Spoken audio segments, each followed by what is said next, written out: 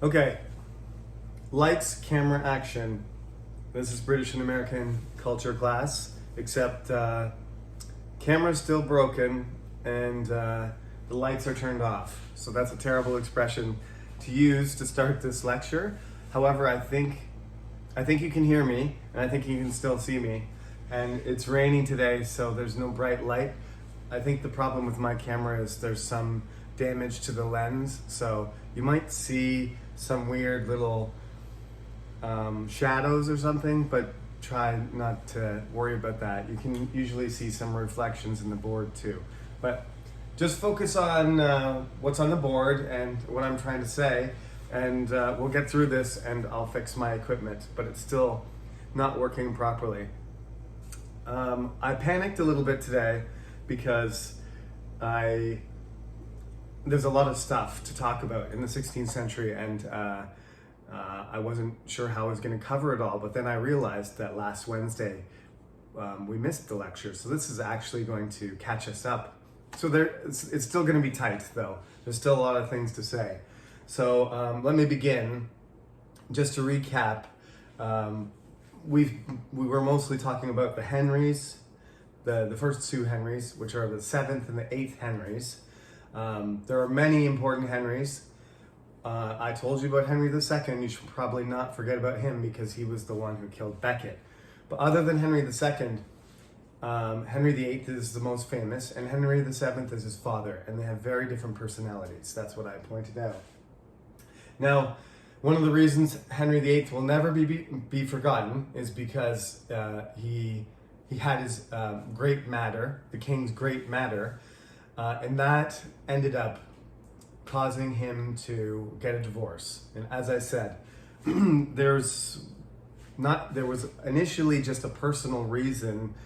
Their marriage wasn't an unhappy marriage.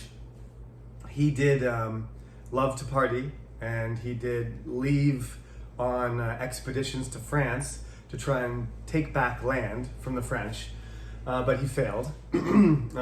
His father, as I said, money was a huge issue in England after the War of the Roses. The Civil War had kind of drained the money and destabilized the country and made England a poor, not important country.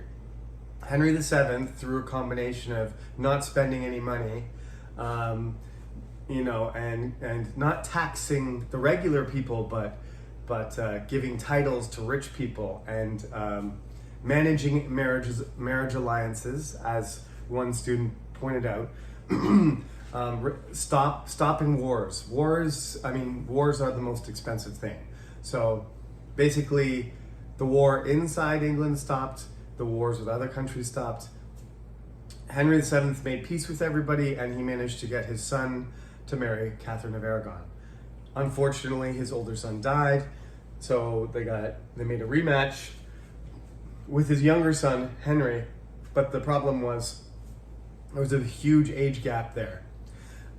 I won't go over all the details again, but he went through 6 wives. He ended up with 2 girls from different women, and then a third from a boy from a third. And finally he had 6 wives, but we're not going to worry about the others because this course is not about Henry's wives. So before I go back to talk about the kings and queens who are the Tudors, there's 5 of them. They last a long time, surprisingly. They last about 100 years, and there's only 3 generations of them. I think Grandpa Henry VII was hoping they would last forever, but it was only Elizabeth was the last one. So let's go back to Henry VIII for a second again. Basically, in order to get his divorce, which the Pope and other kings in Europe opposed, his solution was to pass this act of supremacy. Now this takes years and years. Actually, 1534 is when the act of supremacy happens. But again, don't worry about that. Just remember that there's a process of divorce, and it takes many years. They actually have courts and they have lawyers and everything. he successfully wins his case. Obviously, the court is in England. The court in Italy, the Catholic court, rejects what he says, but it doesn't matter because he makes this declaration of imperium, which means that no outside power has dominion over England, right? Just like I said, think of the word empire. Now, I'm not saying this is the beginning of the British Empire, but this is written into the language that England is an imperial power. Even though it doesn't have any territory other than its own kingdom, it says it's self-contained imperium, dominion, and the Pope in Rome has no jurisdiction. So this is going to continue him causing problems for hundreds of years, because there's a lot of people in England who are Catholic. I mean, not a lot of them, all of them. So when Henry VIII decides that he's going to be the head of the church and he's the king and he's the Pope of England, they have a difficult choice. They're supposed to be loyal to the king, and they're supposed to be loyal also to the Pope at the same time. But that is now illegal. Okay? Now, let's roll back for a second, and we'll talk about this more.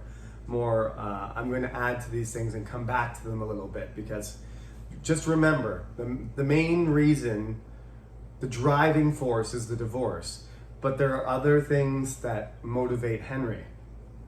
Obviously, he's got money problems because he spends too much money. Unlike his father, he travels around the countryside, he drinks a lot, he has an entourage, many assistants and knights with him all the time. He loves sports, he builds castles, he goes to war, and all the money that his father saves is very quickly gone. So he's constantly got money issues, and just like all the other kings we talked about, most people don't want to be taxed heavily. King John, Richard II, whoever you want to talk about, they're trying to tax people, and this is going to make them really unpopular. One student described Henry VIII as a tyrant, and that's because everybody was afraid of him, right? Because he might kill them or he might throw them into jail. But ultimately, a king like that can only gather so much money before there's going to be unrest. So he needs money, and the church has a lot of money. They have a lot of land. I'm not sure exactly the percentage. Some people say it's something like 10% of England is church land, and not just the land, but all the art and the vessels, the gold and silver and the clothing and everything else. They have a huge amount of wealth. If he breaks with Rome, he can possess that.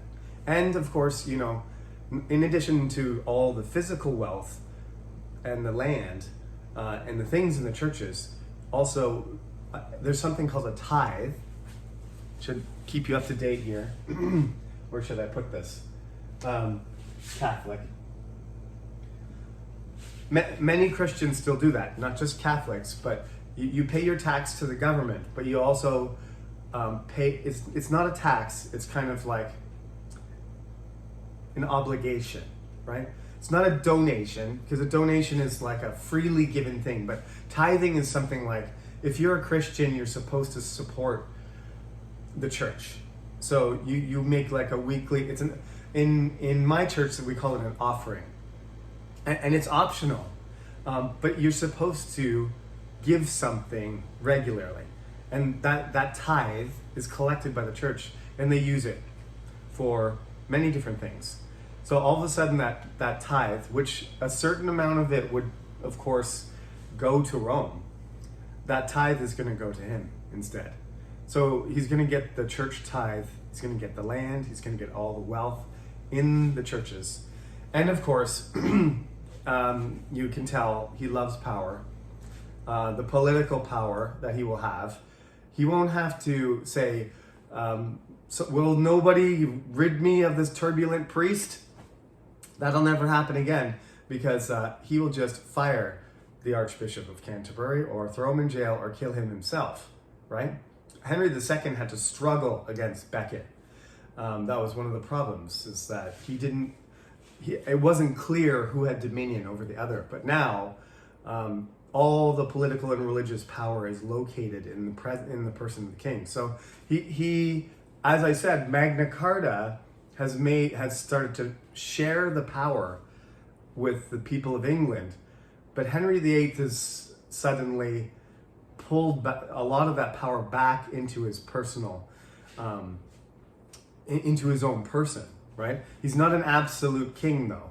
There's still a difference, but he's like a kind of double leader, right? And in Western culture, we, especially in the United States, but other countries too, we believe that there should be a separation of church and state.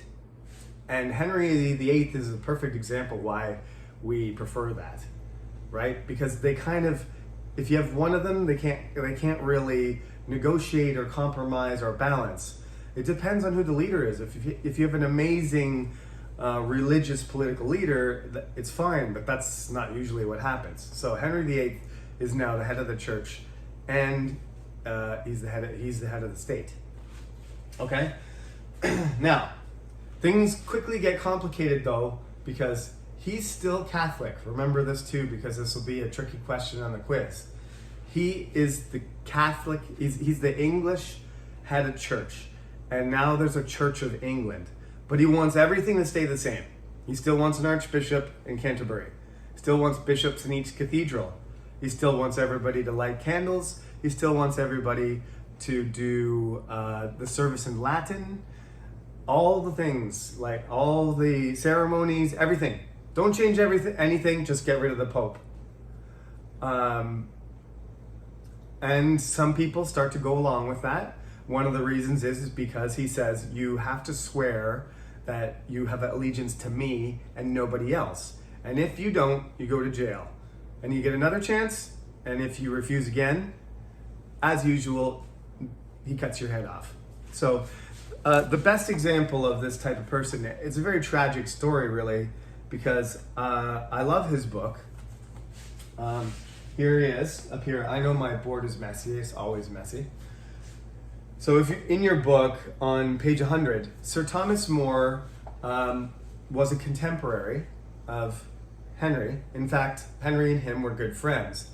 He was a very serious Catholic. He wrote Utopia. You probably heard of the word utopia because utopia means like an ideal society. And there's all kinds of utopian movies that we watch where we see these, fantasy lands and stuff that are visions of this like perfect society. That's where the word comes from. He wrote that book. He originally wrote it in Latin, and it is a satire because there's no king in Utopia, and there's no Church of England, and people don't have fancy clothes. Everybody dresses the same way. So there's an obvious contrast between England. Utopia is an island that in some way mirrors England, but there's an obvious satire and, you would say, a criticism of the British system and maybe even Henry VIII himself.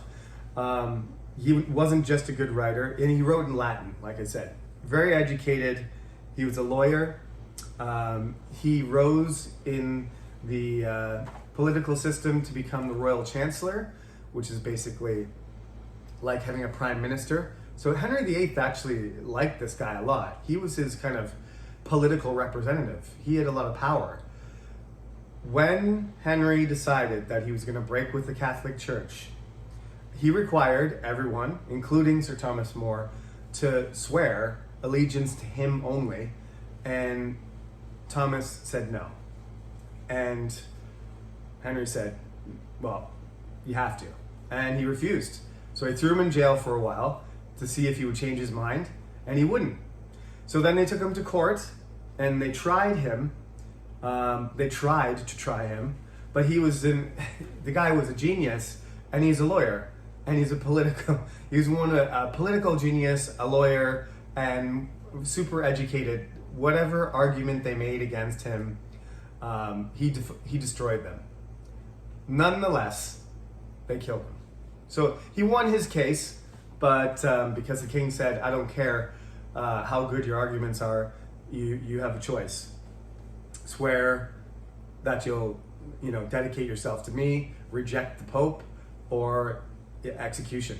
And he chose death.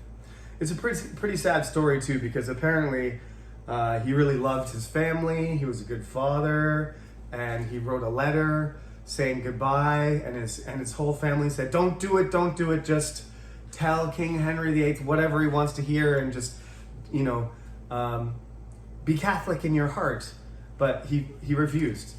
So he's a really interesting person. I highly recommend you reading Utopia, because it's it's one of the earliest masterpieces of English writing. And he becomes the type of person you call as a martyr, right? It actually, when he stands up to the king like that and says, I would rather die than lie, and he's killed, this kind of inspires a lot of Catholic support. So, as usual, Henry doesn't care. He's a tyrant.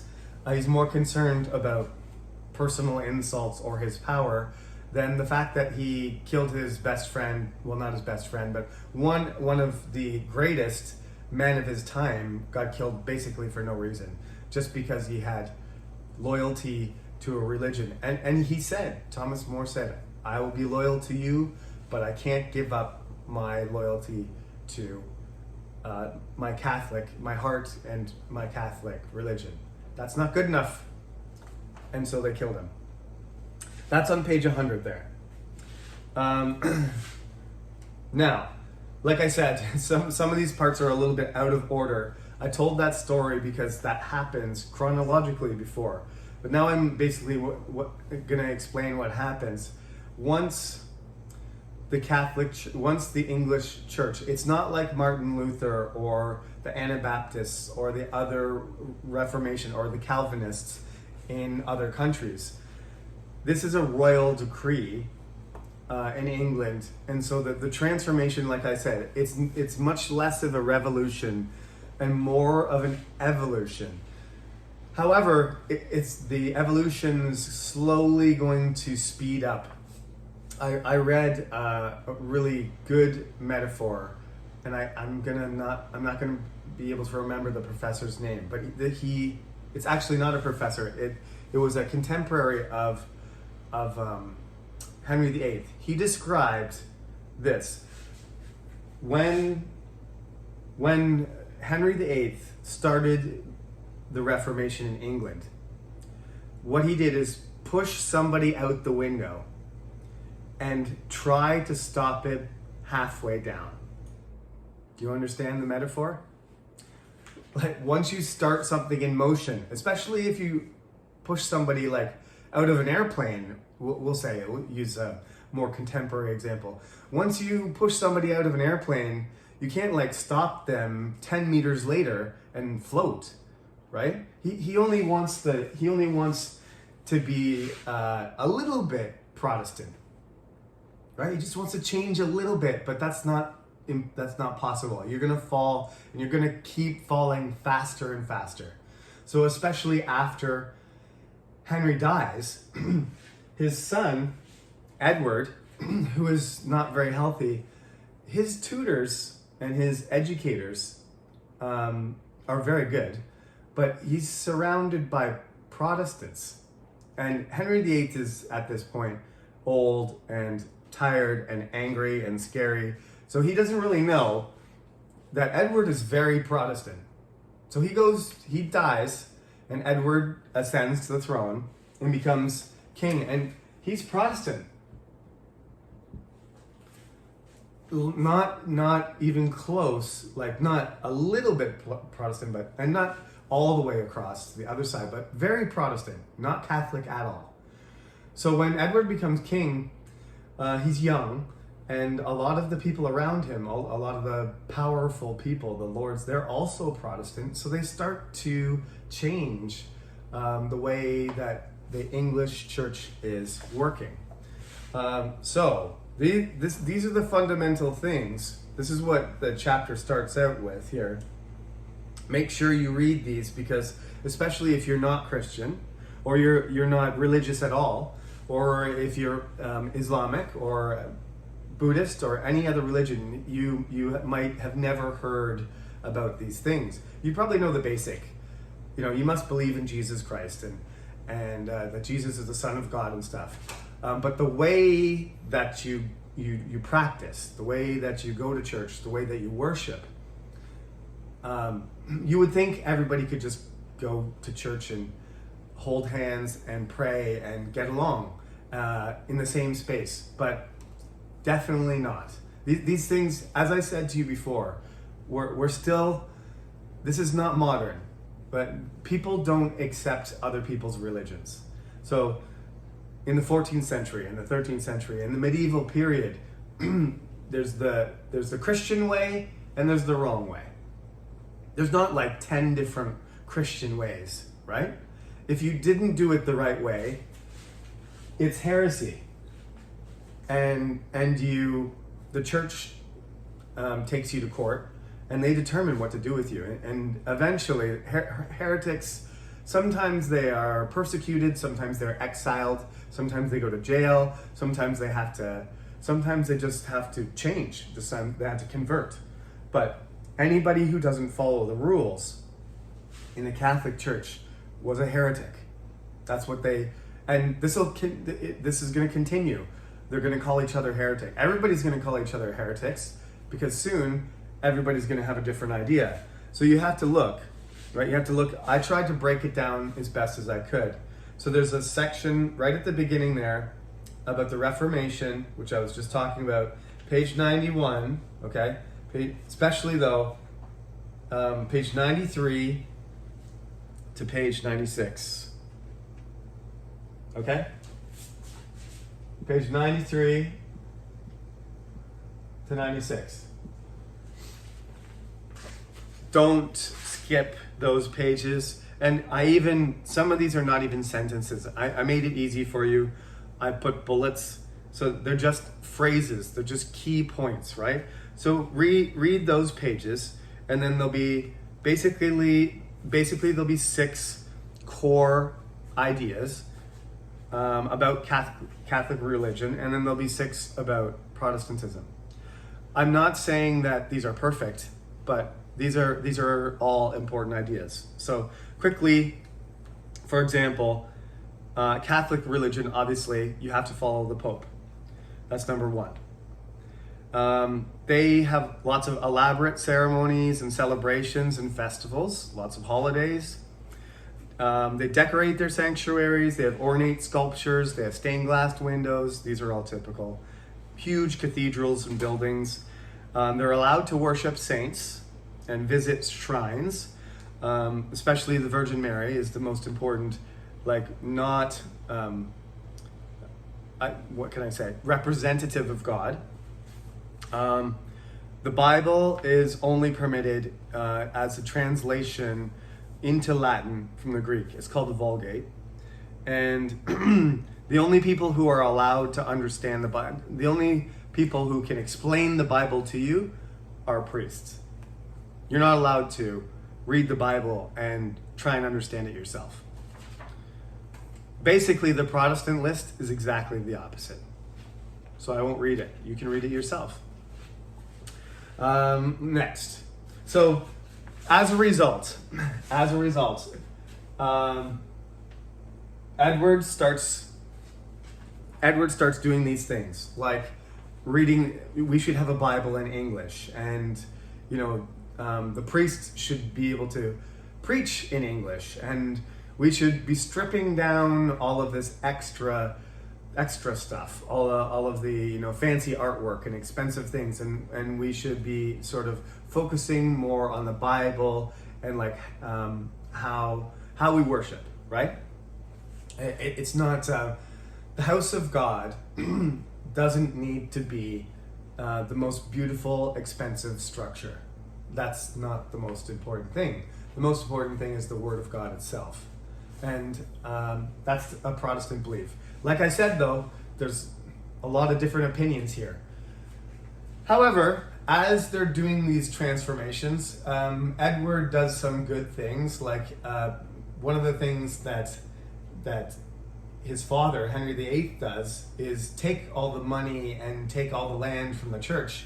And as I told you before, the church is the poorhouse, the church is the meeting house, the church is, the bank in some cases. It's the place you go for help or counseling or medical emergencies.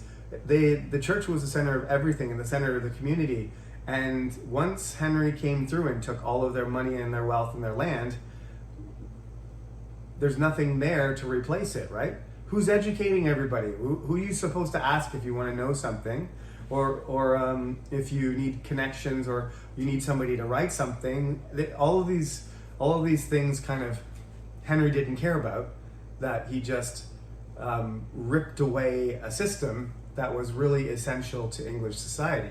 So one of the things that Edward is a problem for Edward, but he didn't live very long, but he attempted to start making these grammar schools. And these grammar schools were basically for wealthier kids to go and learn just, arithmetic and grammar. That's it. Counting and Latin. That's it. Shakespeare went to one of the grammar schools in Stratford. And Edward started that. That's a good thing. And he didn't run around trying to kill all the Catholics, but he officially made religious policy where the expectation was that the country was going to move farther away from Catholic religion and more towards these Protestant ideas. Then he dies. Bye-bye, Edward. And his older sister, Mary, don't forget about her. She disappeared for a while, but she was born first from Catherine of Aragon. She's actually, half Spanish. Also a genius. All of these leaders are geniuses, and they're all, geniuses are usually crazy. I shouldn't say they're crazy, but they're eccentric. They're pretty eccentric. But Mary was never expected to be queen. So nobody ever trained her to be a queen, and they basically ignored her until Edward died, and they were like, oh, well, you're the queen now. And she's super Catholic, like even more Catholic than her father, which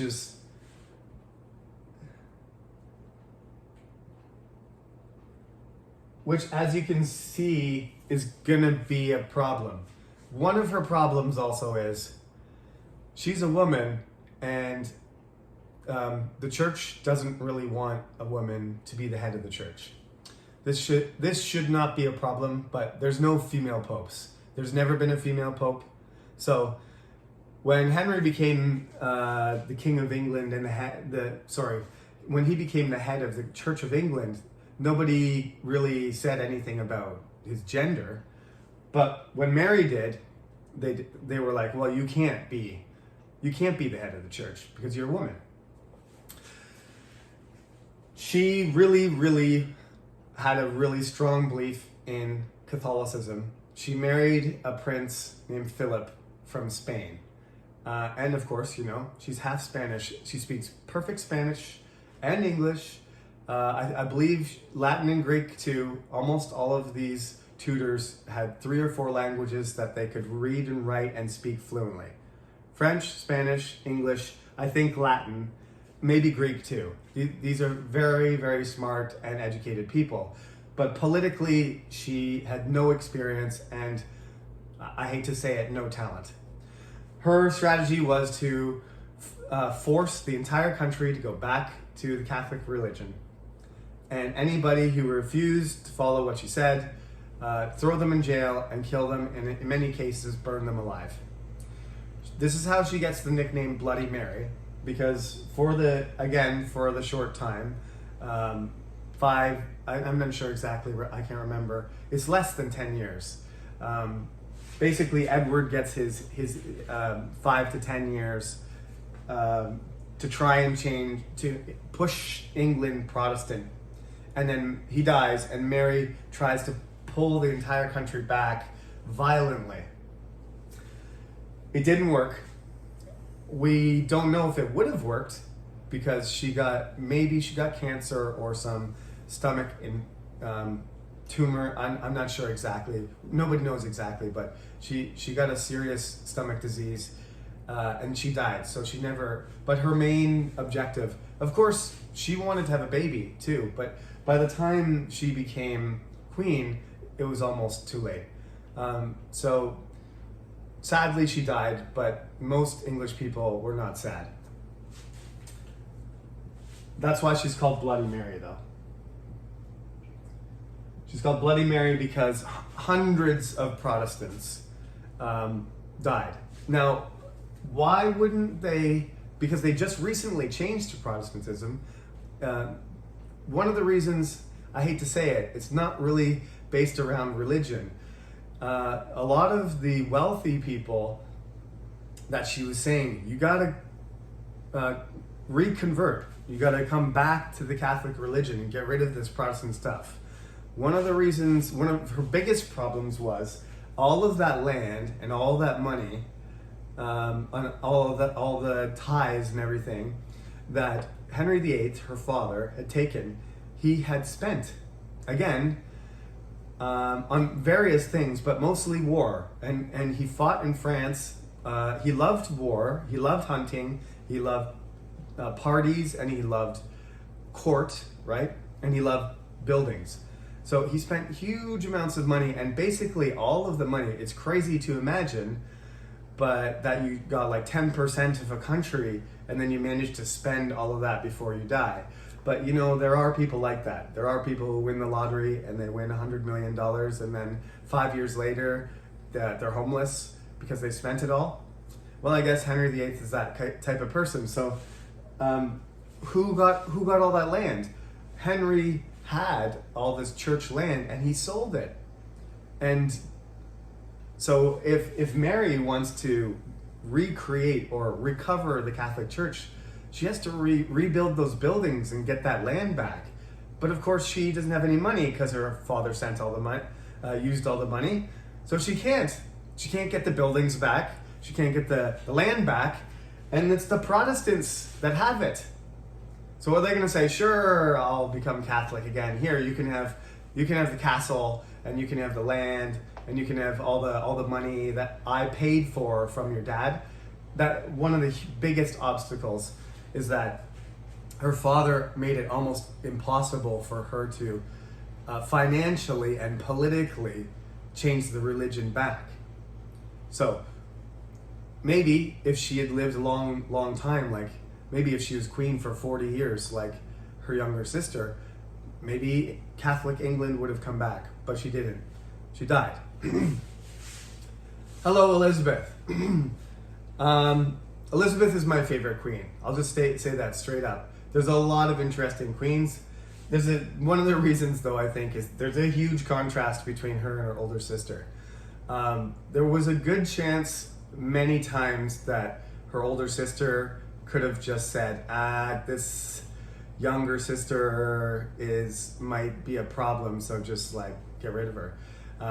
So Elizabeth had to be very careful, and she was basically in jail until her sister died. She was in the Tower of London until she was about 25.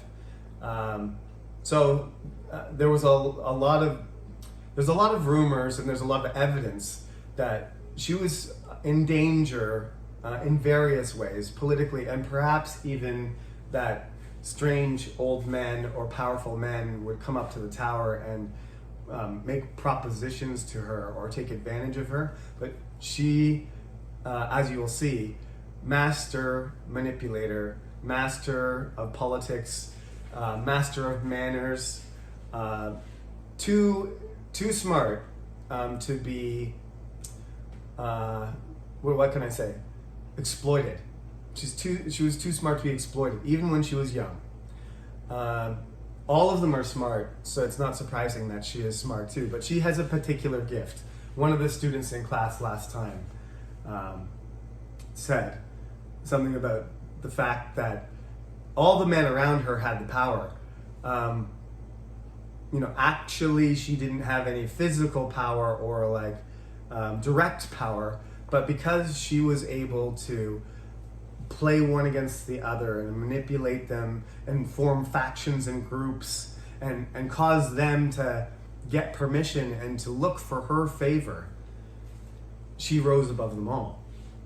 It's an accomplishment that's on the same level as sort of a Julius Caesar type person, except for maybe it's harder for her than Julius Caesar because she's being discriminated against because she's a woman and Julius Caesar was not. Anyway, Elizabeth becomes the queen. All kinds of things happen when Elizabeth is the queen, so we're going to have to end this lecture soon because that's the next part, how to talk about all those things. Elizabeth has a lot of problems, as you can see. This is a big mess. I will try to sort this out on Friday. I'll try to explain this more clearly. But basically, you have Catholic. The Catholic religion is the whole religion. And then Protestant splits away. But Protestant ends up being sort of in a spectrum. So you end up with Anglican, the Church of England. That's, like I said, it's because mostly of Henry VIII, but we'll go into that. All English kings have a soft spot for Catholic religion because Catholic religion is a hierarchy. There's a pope, there's cardinals, there's archbishops, there's bishops, right? There's abbots, there's priests. That's what the kind of organization they want in the society, right? Protestant religion, like radical Protestant religion all the way to the other side, is going to say, no, we don't want any bishops, we don't want any archbishops, we don't want a pope, we don't want a prince, we don't want a king. In some cases, they're just going to say, no, we're going to have a council, or we're just going to have communities, right, by themselves. We're going to have a minister in one church, and they're related to each other just by belief. There's no like bosses that go all the way up the chain, right? So, like I said about the chain of being, right? The Black Death shattered the chain of being, and they put it back together, and the Reformation is shattering it again. So, the Anglican Church does whatever it can to try and keep that structure, right? They do go back and forth with some of the other rules, but the thing you have to remember about Anglican Church is, this is a history professor, Robert Buckles, said this in one of his lectures. He's a fantastic Tudor history professor from the United States, and he said, Anglican Church looks Catholic, but thinks Protestant. You know what I mean? They're dressed up. The churches look like Catholic, but when you go inside, people are speaking English and people are reading the Bible and they're behaving more like Protestants. Okay? So it really is a kind of mix, and they want it that way. They want it to look Catholic, right? And Elizabeth is the exact, she's the one who transformed the Anglican Church into what it was. Henry VIII wanted to remain just an English Catholic Church. He just wanted to be exactly the same, just I'm the Pope, not the Pope. That's all he wanted. But Elizabeth made a compromise. She wants it to look Catholic. She likes the ceremonies. She likes, the structure. She likes the positions. She likes the organization. But she believes in the English Bible, the importance of the English Bible, and she believes that the people should be able to understand. And she also believes that she shouldn't, examine people's religious beliefs as long as they're not causing trouble in society, right? Personally, in your heart, your exact belief. I think she said, I don't want to make windows into people's souls. Great. She was a great writer too, Elizabeth. Fantastic. Anyway, so the Anglican Church is going to try and remain closer to the Catholic Church. But in England, there's a problem. because some people think that's not good enough. So you get various movements, but we'll just talk about the most important ones. Scotland. Scottish don't like the English, basically, anyway. And they don't like, well, they're Catholic, but when a person named John Knox learns about John Calvin and comes back, he starts preaching and he starts a movement which basically transforms the national religion of Scotland into Presbyterian. And Presbyterian, Koreans would know, because in Korean that's Changlo Gyohwe. Okay? So you may be familiar with some of the ideas. And it's definitely not Anglican. And it doesn't happen instantly, but there are Catholics in Scotland, but gradually Presbyterian religion dominates in Scotland. Then you have on the far side, and we'll have to talk more about this later, but Puritans, I got a picture of Puritans there. They're the most extreme, they're not the most extreme, but they're one of the most extreme groups that really they think the Pope is actually the devil, and everything about the Catholic Church is the worst. And the farthest thing is, if we can get as far as possible in the way that we believe in religion, that's ideal.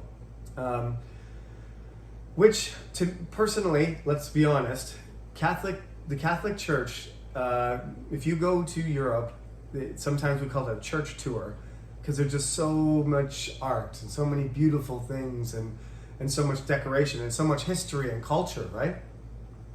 Which I'm in a sense, I know it cost a lot to do that, and that there was a lot of suffering. There's good sides and bad sides to that.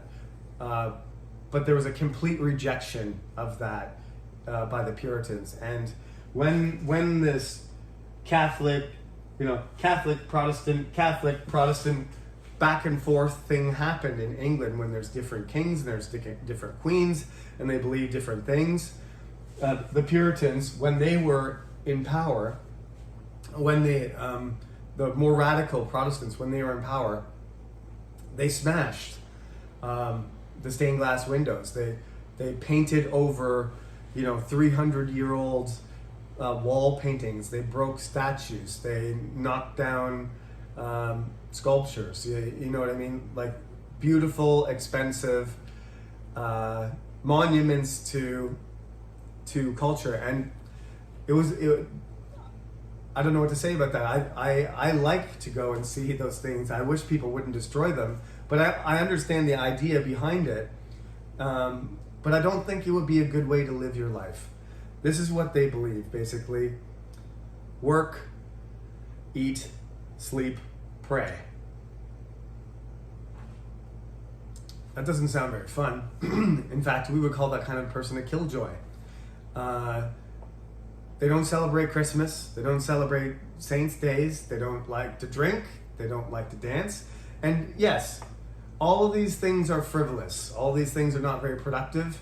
And, to a certain extent, like that is the main concept, is that when you do these things, you're not doing hard work for God. So your life is about service to God. So why would you be getting drunk and dancing and singing?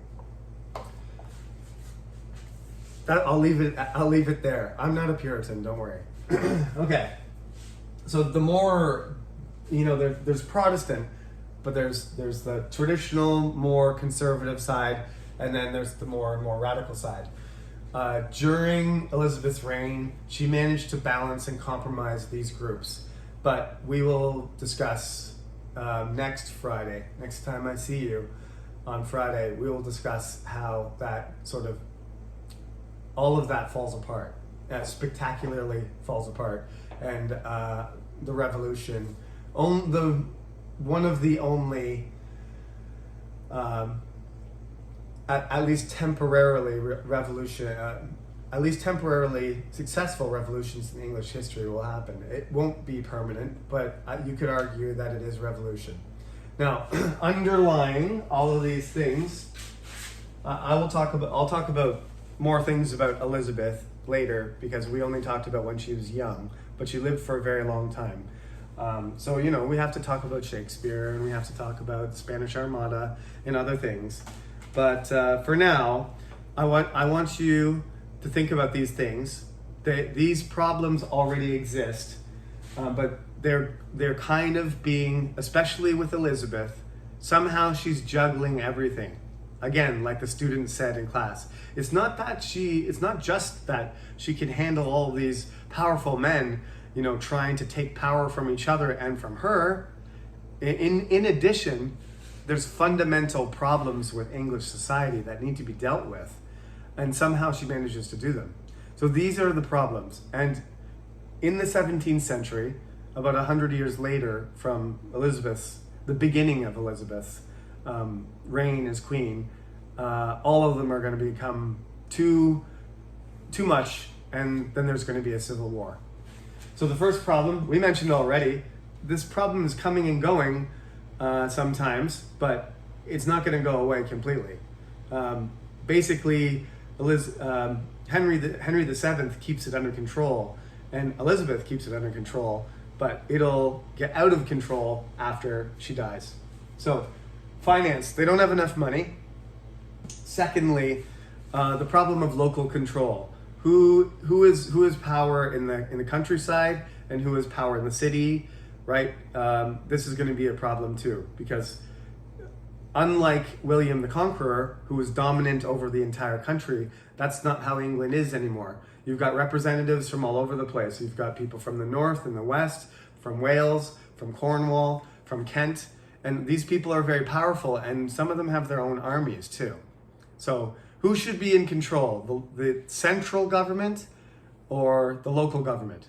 You can see this in American culture today. They're constantly talking about, the federal government has too much power and that states should have power over themselves. It's a big issue in America now. Okay, other thing, foreign diplomacy, obviously. Henry VII, master, others not so much. If you fail at foreign diplomacy, you lose trade, which is bad for money, and you go to war, which is even worse for money. So you got to be able to have alliances with some countries and be friendly with others, and obviously be able to maintain your security, right? This one's going to be one of the most important ones. Which event right now, the king and the queen are sovereign. They are the ones that have the power over the kingdom. But soon, there's already challenges to the authority of the king and the queen. Henry VIII was such a scary, powerful, personally charismatic person that it wasn't a problem. But since Magna Carta, increasingly the representatives that go to court, the parliament, those people, those lords, increasingly they've been able to put more and more pressure on the king or the queen and get more and more power for themselves. This is going to reach the point where they're going to have to decide who has more power, Parliament or the king or queen. We just talked about this in this lecture extensively. What religion are we allowed to have? Are we going to have multiple religions, different kinds of Christianity? Are we going to have a national religion? As I said, in the medieval period, this is not a problem. Everybody's Christian, basically. And if you weren't Christian, then you were excluded in some ways, or you were included in others, but you were definitely distinct. There's a pan-European Christianity. This is breaking down. So now countries are saying, okay, well, let's have a national religion. Like France is Catholic, Spain is Catholic, England is Protestant, Netherlands is Protestant, right? Germany is both. There's a sense that how are we going to navigate this? But England's situation where they have, they're still Catholics too, but they have Catholics, Anglicans, Presbyterians, Puritans, and others that I'm not going to mention. They have a religious pluralism, and it's a little bit of it's a very difficult balancing act And once again, Elizabeth did it masterfully. I'm not trying to say Elizabeth is the greatest queen that ever lived, but she's got a lot of good points. I'll tell you about some bad points too next class, because nobody's perfect. Then these are the 5 I want you to remember, but it's always good to think about in the background, you know, all of this stuff would never have happened if Henry VIII had a different personality. And maybe England never would have recovered if Elizabeth didn't have her personality. So there's that personality factor. It's the X factor that when things are going really badly, you need excellent leadership, right? And if you have a very healthy, stable country and you have really bad leadership, things can go badly very quickly, like Henry VII's crazy son, Henry VIII. Okay, sorry, that was a little bit of a long lecture compared to usual, but as I said, there's a lot of stuff to stick in here. This is the delayed lecture. Sorry again for that. I'm hoping to fix all my stuff and get back on schedule by Wednesday. No quiz, so finish your British symbol assignment, and I'll see you on Friday. Oh, and watch the video on Wednesday. Have a good weekend.